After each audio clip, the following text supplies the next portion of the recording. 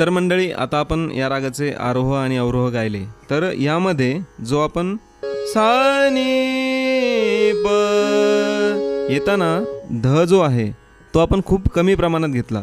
त्याच प्रकारे ग म ग सा, ग म ग रे सा.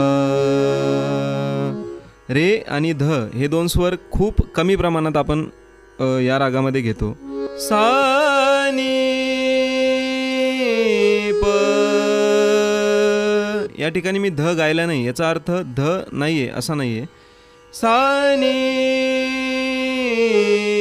प, सा नी ध प, ग म ग